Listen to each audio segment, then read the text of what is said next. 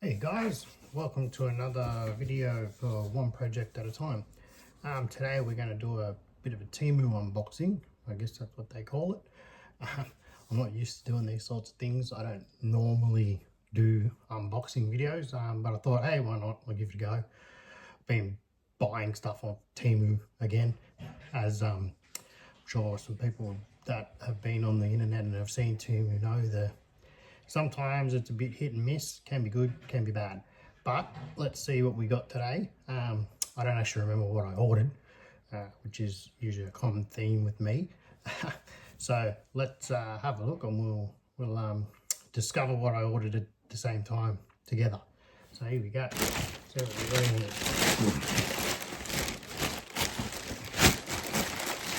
So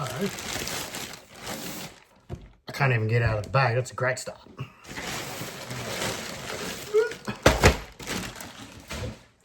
Okay, so far we have a bag within a bag.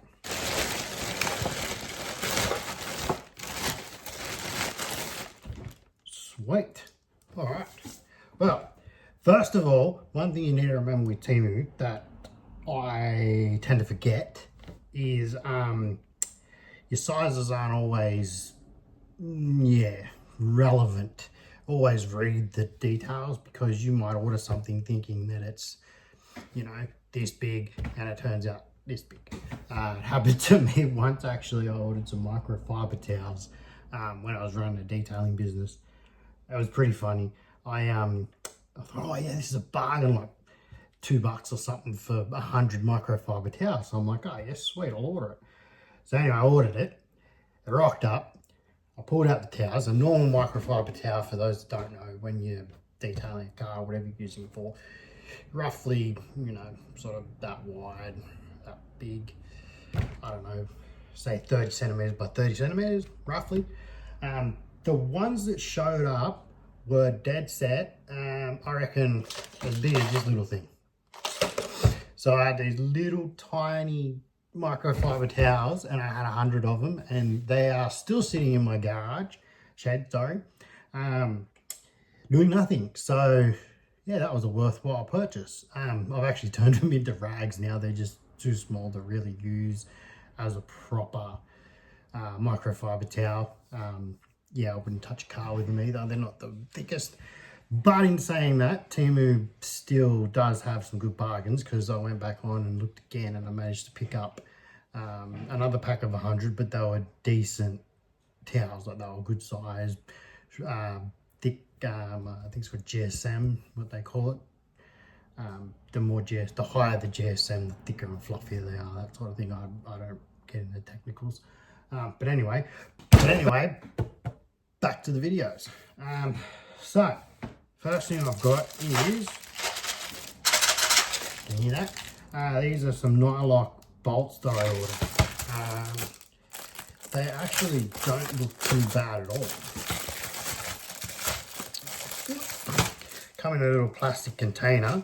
The only thing is, the plastic container, I don't know if you can get in the video, it's actually come broken. So that's not too good.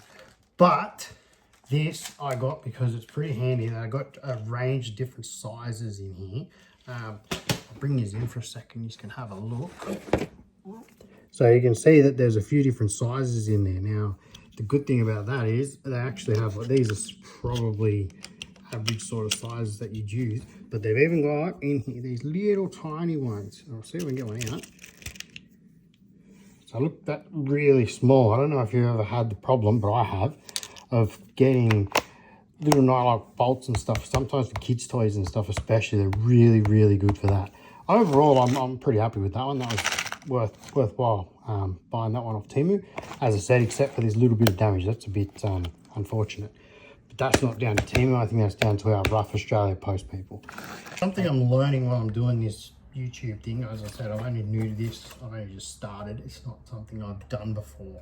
I want the channel to get better, I want it to grow, and you guys come along with me. One of my biggest downfalls, and I'm first to admit it, I need to learn the difference between a landscape and a portrait shot on an iPhone. I've recorded plenty of times stuff that's meant to be going in a full-length video that needs to be in landscape view, and I've recorded it in portrait. Then I go to put it in the video, and when I'm editing it, it turns the picture portrait is for shorts, landscapes for your full-length videos, and you can mix them together, but it looks really stupid. So sometimes you might notice there's a few bits missing in a video. That's because I've stuffed up, and I've done that. I'm working on it. I keep training myself. Like everything I record now, I'm trying to do just in portrait, unless I'm specifically recording a short. It's a learning curve. I'm almost 40 years old, guys. I'm not used to this. I sound like my dad, but I'm older than a lot of the generation that are using these platforms, so I'm not quite used to it yet. I'm trying, I'm getting there, I'm slowly working my way out. But I know, like, there's guys that I watch on YouTube that are older than me that have got the handle of it, and they do a really good job. Like, if you guys like watching this sort of, not the unboxings, more of the DIY sort of home projects and stuff, you should check out a bloke by the name of John on Farmcraft 101 on YouTube. He's absolutely brilliant. I love watching John. I mean, I don't know him personally. He's in a different country. He's in America. He's an awesome bloke to watch, and I've seen his learning curve as well. I've watched it grow, and he's really good at what he does now. And I'd hope to be like that level one day. Would be awesome. If you ever see this, John, you're a legend, mate, and I'd love to hear from you. Reach out, send me a comment. It'd make my day. But yeah, that's probably what I like. That's just something that I've watched, and if you guys are interested, go check him out. Like, it's definitely worthwhile. All right, so back to what we were doing, unboxing. So yeah, the screws, as I said, I'm not sure if you can see them, but they've sort of turned up in this little box here. They were meant to be in a plastic container, I'm sure of it. But anyway, yeah, we'll see how they go. I'll test them out in a upcoming woodwork project. We'll see how strong they are, see if they last, if they break, see what happens. All right, what else we got in here? Okay, we have a nondescript white plastic bag. Let's see what's in it. It's almost like a do you guys remember as little kids used to play the lucky dip at school, or like the fate and stuff? You'd go, or I'm not sure, like the carnival in America, I guess. You'd go into that little box of lucky dip, and you'd pick out a little prize, and you could unwrap it, and no idea what it was until you unwrapped it. And like, oh, this is awesome. It's almost like adult lucky dip. That's what I call this Temu shopping. Mostly because it takes a little while to get to you, and if you're like me, by the time it actually turns up, you've forgotten what the hell you ordered in the first place. So it's like a lucky dip every time, which I guess is kind of cool. This bag does not want to open. Oh, here we go. What have we got in here? Oh yeah, this is, I got some carpenter's pencils. They're not bad. They look all right. They're not quite a standard size of a carpenter's pencil, at least here in Australia. I'm not sure about the US, but I don't know. You guys can see there, that's not the standard profile. They're usually a bit wider and flatter, sort of. But in saying that, these do look like they'd be quite easy to just use the old Stanley knife to sharpen and use. So I've got a few of them because I've got, as I said, I've got a few woodworking projects I want to do, and one of the biggest tools you're going to use all the time when you're working with wood or doing woodworking projects is your pencil. So I've got a few of them. I think this is supposed to be about 20 of them. Doesn't actually tell me on the front how many there is. 15 apparently. There's 15. I got a 15-piece pack. So that'll definitely come in handy. All right, what else have we got in here? What is that? Oh, little bag. What's in the little bag? This. Now, this is some drill bits. These are the handiest drill bits you can ever buy. I don't know about you guys over in the US. I'm not too sure. If you guys, I'm sure you use them as well. So these are just a bit that goes in your drill, especially your impact drivers, and I got them out, and basically they allow you to use sockets with your impact drivers. So we've got it in like a quarter drive, half-inch drive, and a don't remember the name of the little one. It says quarter drive, half-inch drive. Someone in the comments let me know what the small one is, because I can't remember. If you're watching this in Australia, you know we're a little weird and we operate mostly in millimeters, in metric. But for some strange reason, when it comes to sockets and spanners, we use a metric socket, so 10 mil, 15 mil, whatever it might be. But the ratchet that we use, we call a half-inch drive, a quarter drive, 3/8 drive, I think is the other one. I can't remember. Yeah, 3/8 drive, I'm pretty sure. So yeah, go figure. You kind of need to learn metric and imperial when it comes to a lot of mechanical and woodworking stuff in Australia, and from what I hear in America now sometimes too, because I watch a lot of guys doing the American ones, and like in America doing building and stuff like that, and they'll sort of switch between imperial and metric sometimes. They're mostly imperial, of course, but every now and then you hear them slip in a little metric thing, and they're like, oh yeah, this is such and such mils or such and such meters or something for you, and usually they say for you Aussies and you everyone else. But yeah, so it's kind of one of those things you just sort of bumble your way through and work it out. A bit like me with this video, I'm bumbling my way through it. Like, feel free to comment and tell me I'm useless or hopeless. I know I'm hopeless at this. I'm getting there, I'm working on it, all right? As long as you guys are here and having fun, that's the main thing. So anyway, yeah, not too bad. Strength wise, I don't know, won't know until I use them, but they do seem fairly solid, so that's pretty good. That's a pretty good little bargain from Temu. That one, I like that one. There's a bag within a bag again. I don't know why, but the Temu, clearly they don't want to say it to plant. There's plastic bags everywhere. Cool. All right, what else have we got in here? Let's see. Bar clamp. So here we go again. Now, remember me saying a minute ago about ordering stuff and it looks big on their website and then you actually get it and it's not as big as it's meant to be? Well, here's one of them. So I've ordered these 2-piece bar clamps. Now, I didn't read the description. They're 6-inch bar clamps. Now, for those of you, again, that know what imperial is, 6 inches is not very big. That's what she said. Anyway, 6 inches isn't a very big. Now, I was under the impression that these were a lot bigger than what they are, but let's see just how big they actually are. See, look. I'm gonna say, like most blokes, we have a habit of thinking, you know, things are a lot bigger than what they are. So, anyway, this is my massive little clamp. So, yeah, I thought this was one of the big clamps, but it's not. But this is going to be a very handy, these are going to be a very handy little set of clamps actually, because they will be good for smaller work. They didn't say it because I cut it out, but I dropped yours again. Now they are the sliding kind, so you just pull them across, and then when you want to clamp it down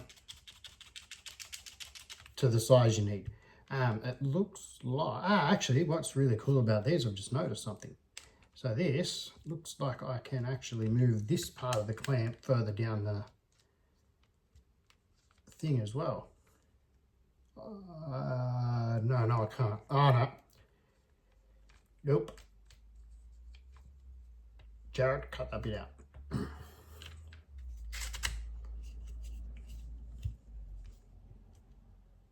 So these, yeah, they're, I think they might be right. They're not super solid. They're only made out of plastic. They do have the rubber stoppers, rubber grip, so they might be all right. There's, like, they're probably not the most strongest plastic, but at the end of the day, like, you're not clamping the biggest or the hardest things with a little 6-inch clamp, are you? So they might not be too bad. So it come in a 2-pack.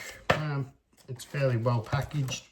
Nice little box to come in. So yeah, I'm quite happy with that one. That was pretty good. So now let's see what else we got. We got one more thing in here, I think. Yes, couple more. One more in this bag. Get organised, man. You just bumbling around like a dickhead.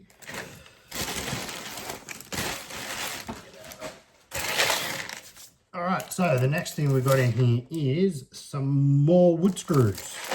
Now this one, remember me complaining before because the screws was cardboard box and not a plastic one. Well, this time I actually got a plastic box. So let's see what this one. Once again, Temu, plastic box wrapped in plastic. Because we don't need to save the planet, you know, let's just waste plastic here, there and everywhere. Cool. So this one is in a nice little container, a bit like a, you know, fishing tackle container. I'll show you in one sec. These are very similar to those other screws I got in the cardboard box. They are just in different sizes, very similar black sort of screw. And the only thing again, but as I said, this isn't Temu. I think this is down to our Australia Post being a bit rough with our parcels. This one's also broken, the container. So you get what you get. It's a bit of a lucky dip, I guess. But this is actually quite a handy little set, I think, with the varying sizes of screws. If you can see them there, so you've got your long ones all the way down to some little tiny ones down there. They're all wood screws. They're not, I know they're wood screws because I remember ordering them. Timber only, they're not metal screws.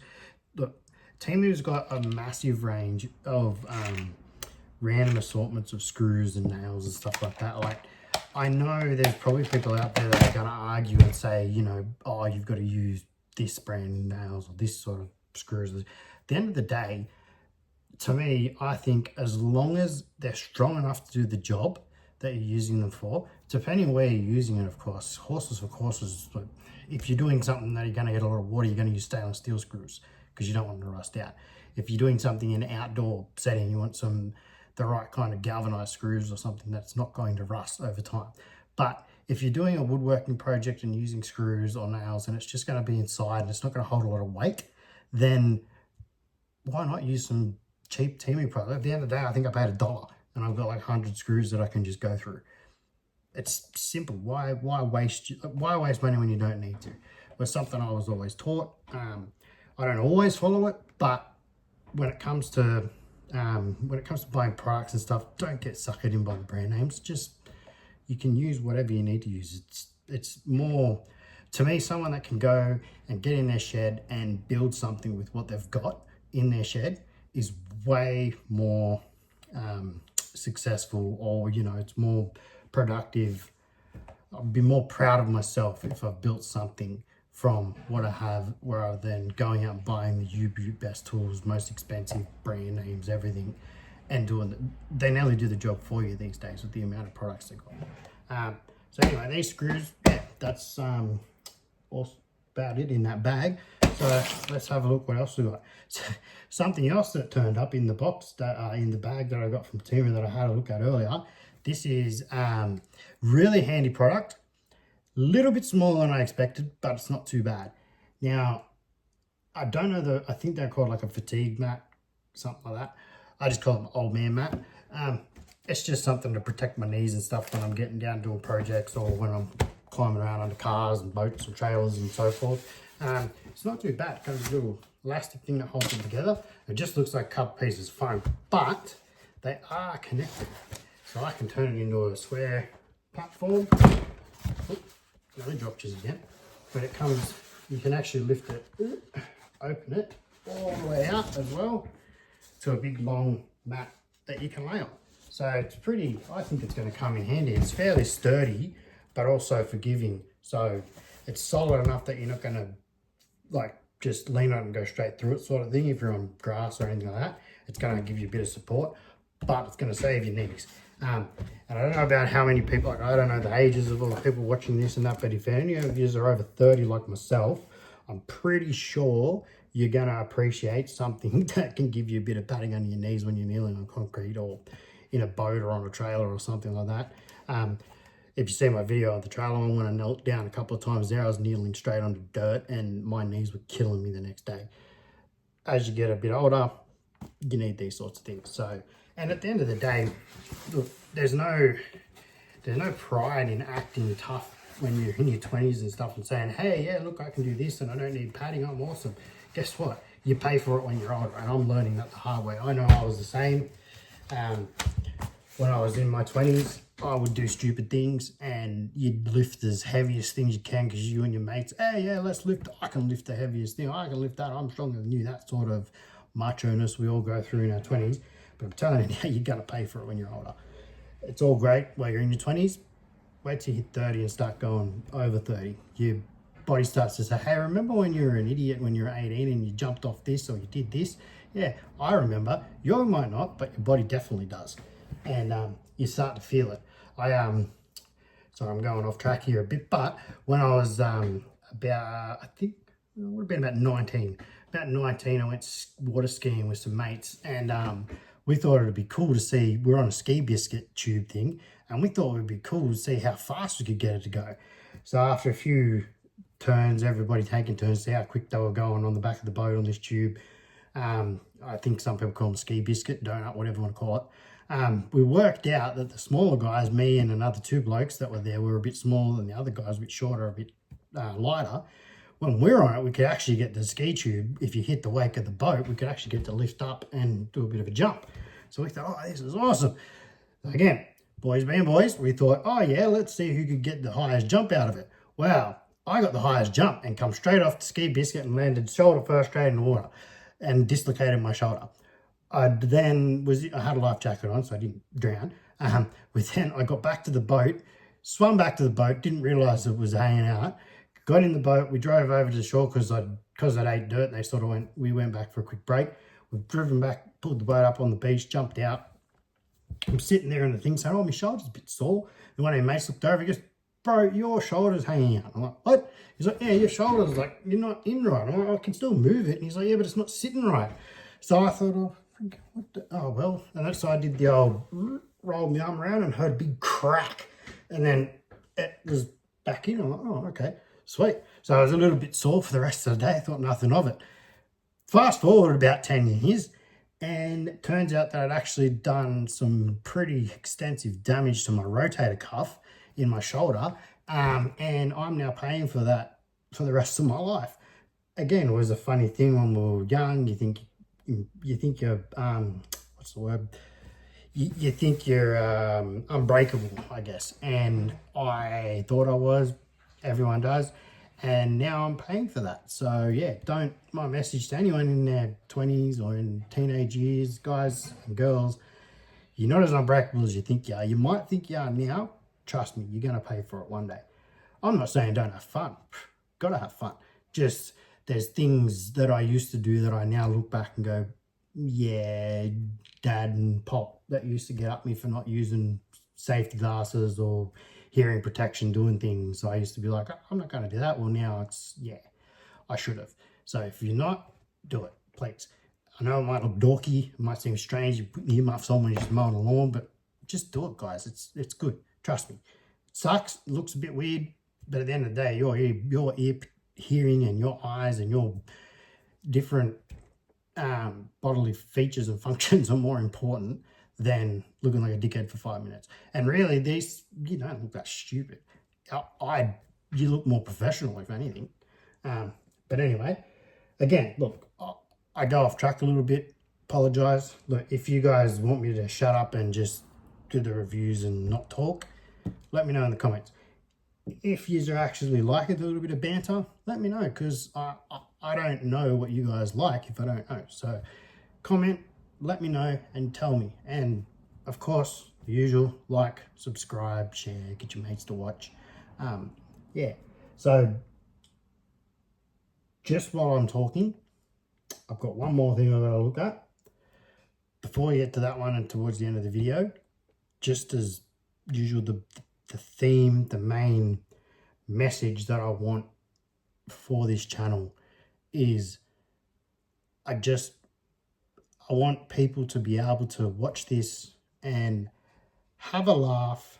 And if you're into the DIY side of things, watch. And I know myself, when I watch YouTube videos and YouTube channels, I like watching people build and fix things and create. And it seems to be a very big thing with a lot of people. I like doing it myself physically, so I hope you guys enjoy watching it. And suggestions, I'm open to suggestions. But the big message that I'm trying to make with this channel is the mental health side of it.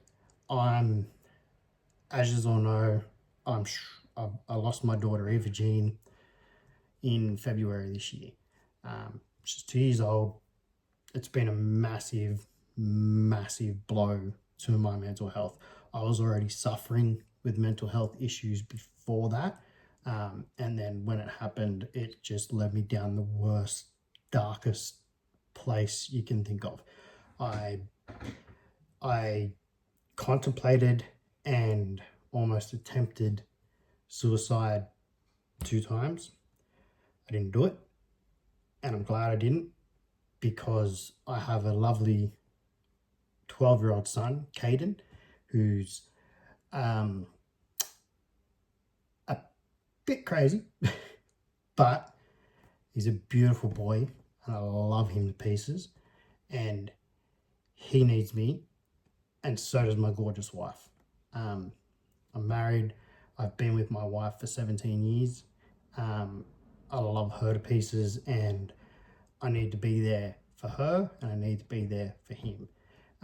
Not just physically, but emotionally as well. I say that because I went through a stage where I was there, but I wasn't. So yes, my body was there. I'm sitting on the lounge next to her and him, and I'm physically there. Mentally, my brain was in a completely different place. All it was thinking of was Eva.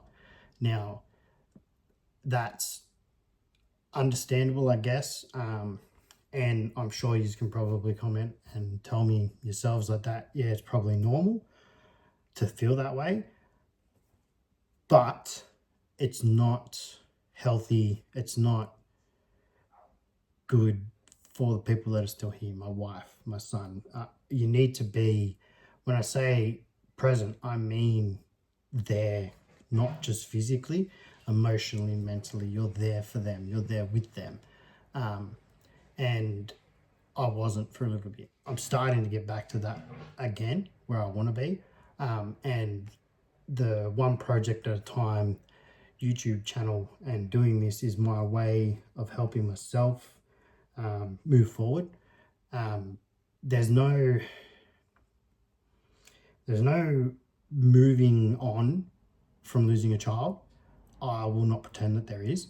And I know if any of you are out there watching this and you've lost a child, or you've gone through loss this profound, you would know that you cannot move on from it. It's not like, I don't want to sound mean. It's not like losing a parent or losing a grandparent. Yes, that is very, very difficult, very hard, but you're meant to move on from that. That's how life works. Your elders, your parents, your grandparents, they're meant to pass before you, and you move on from that passing. You grieve, you go through the stages, and you move forward. That's life. It's meant to happen. Losing a child, that's not normal. You're not meant to bury your children. Your children are meant to bury you. You can't move on from it as such. I can move forward, and we can all together move forward, but we can't move on from it. She will always hold a special place in my heart, mind, and soul. There's never ever going to get rid of it, ever. She's my little princess and always will be, forever, for the rest of my life, until that time I get to see her again. But the time between now and then could be another 50 years. I don't know. Probably not, because I highly, highly doubt I'm going to be able to live another 50 years. That'd make me what? Sorry, I'm not good at maths. 50, 60, 70. Oh, no, it could be. I could be here for another 50 years. It'd be 87. Yeah, it's doable. You never know. We'll see what happens. But, yeah. So that's just what I want this to be for everybody. That getting out in the shed and touching stuff, working with your hands, even just sweeping, cleaning, doing something that achieves a goal. That's what I would say. So you don't have to do a giant project. You don't have to have a massive job ahead of you. It's just little wins, one thing at a time. The whole name, one project at a time, one thing at a time, one day at a time. Like yesterday, it was a rainy day. I didn't have time. I couldn't get out. I couldn't do anything. I was miserable. I had a terrible day. There's going to be days like that. And it's not just someone that's lost a child. It's anyone with a mental illness knows you have days where you can be as happy as Larry, and the next day you can be at the lowest of lows. And it's those days that you have to forgive yourself in a way. It's gonna happen. Don't feel bad or feel wrong because you had a bad day. It's gonna happen. Have the bad day, get through it. The next day, wake up and go, right, I had a bad day yesterday. I feel better today. Let's go get something done. For me, it's right. Yesterday I had a bad day. Today I'm gonna get up. I'm gonna do this Temu unboxing video for my YouTube channel. I'm gonna have a chat with my followers, and I'm gonna go out and do some work in the shed afterwards, and maybe record some more stuff for YouTube. That's what we have to do. That's the only way you can get through this stuff. And I've learned that from seeing a counselor and just in myself. Again, I know I don't want to keep talking because you guys are probably like, this guy don't shut up, listen to it. Oh my God, man. That's fair. I wouldn't want to keep listening to me either. I'm probably pretty boring. But if no one watches it, so be it. I've gotten this off my chest and it could help, and I think it's good for me. Anyway, as I said, I know what it's like. Even before losing Eva, I've seen and witnessed things that no normal person would want to see or witness. And why I say that is because I was a firefighter for 7 years. Before that, I was also a volunteer rescue worker with the State Emergency Service. For you guys that aren't in Australia or in New South Wales, don't understand that. Basically, it's a volunteer rescue agency. I went to motor vehicle accidents. I went to house fires. I went to people trapped in drains. I've been to all sorts of incidents as a first responder. And I have seen way too many children in those accidents, and they don't go away. Now, in saying that, as I said, that was all before I lost my daughter, so I already had a bit of PTSD, I guess, sort of. But Eva was very different. Being your own child, it's not the same as when it's a random stranger that you're cutting out of a car. But it's still, those random strangers still affect you.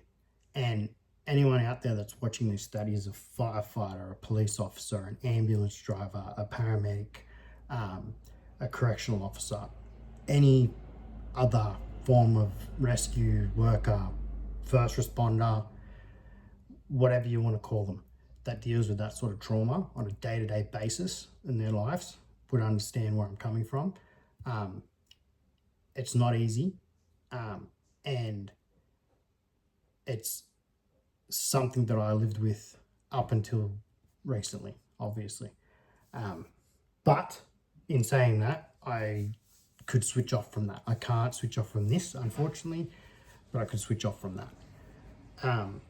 And then my crazy brain, whatever, decided, hey, you've done a lot of all this rescue work and stuff, let's go and work in a prison, because that'll be so much better. Yeah, no. So if that's another one, if any of you are correctional officers on here, or if you know correctional officers, or in America, I don't care what country you're in, it's all the same, you will know that there is a different level of trauma associated with working in a prison system. It's not always the physical see, smell, touch types of trauma.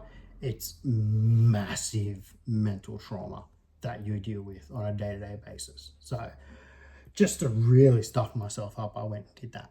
Anyway, that's neither here nor there. But this that I'm doing is to try and work through it all, get myself better, mentally, physically, emotionally, so on. But I want to be able to help other people. It's been my purpose my entire adult life, from being a rescue worker, a firefighter, a correctional officer, even when I had delusions of wanting to be a police officer. There's things I've always wanted to do. I've always wanted to help people. It's not about money, because I was a volunteer. It's got nothing to do with that. It's just, I feel like I was put on this earth to help people, and that's what I get the most joy out of, is helping people. So this is my way of reaching out to the world and helping people. I want to help as many people as I can in whatever way I can. If it's just being here for you guys to watch and laugh at, and it makes you some joy, then that's good. That I've done something. I've created some joy for someone. And I don't have a lot of joy in my life right now, but I'm getting there. And still, as I said, thinking about my son and my wife, there's still joy. I've got to remember that. And anyone else out there doing it tough, the world at the moment is doom and gloom. I know. I stay off social medias where it's I use what I have to. I know that sounds bad talking to you like this. I'm on social media. I don't mean this kind of social media. I mean just scrolling, and I think kids call it doom scrolling on Facebook and stuff like that. Don't do it. It's not good for you. Don't watch the news. I know people will say, oh, you should watch the news so you keep up current events. I'm sorry, but the news these days is nothing but doom and gloom, and that's what the media wants. They love to fearmonger people. Stay off it. There is joy in this world still. Don't let the doom and gloom bring you down. Go outside, sit on a bench, smell the air, see the birds. There's life all around us. It's not all doom and gloom. That's what you need to remember. Okay, that's enough of that. Let's just move forward. Okay, so lucky last, one more thing to unbox. It's a really big long box, so I don't know what the hell this thing is. I might need something to open it with, actually. I've got a... I'll be right back. Okay, let's open it. So, this one, it's a rather large, long box. Let's see what's inside.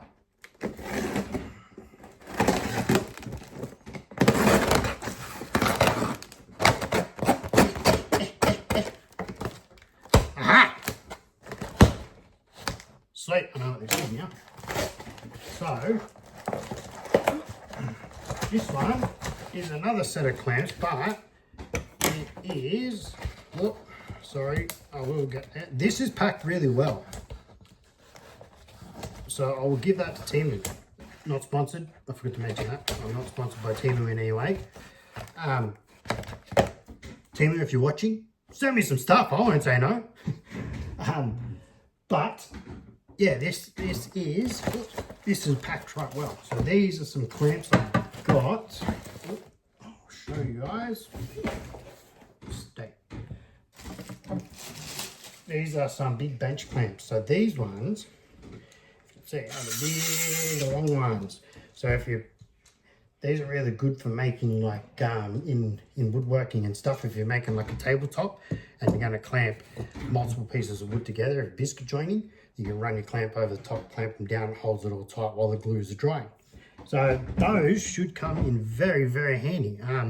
The steel, these parts seem to be maybe a cast, but still feels fairly solid. It's not this handle's a bit of a cheap plastic, but other than that, the rest of this thing is actually not too bad. Yeah, Vivor Tough Tool half price. There you go. So not a brand name, but probably going to do the job just as well as a pair of brand name clamps. That's probably one of the reasons why I don't mind buying stuff that isn't brand name. It's not, it's half the price and does the same job just as well, if not better. So yeah, anyway, that was my Temu unboxing video. Like, share, love, subscribe, do whatever it is you do with Facebook and YouTube and all the other social medias out there. Share it around, and if you know someone that's having a hard time and down, or you know, going through some stuff, send them through the channel. Say, hey, have a look at this guy. Yeah, you know, helping people deal with things one day at a time, one thing at a time, one project at a time. Yeah. Anyway, that's me for today. I'll catch you on the next one. Don't forget, together you can get through it, one project at a time.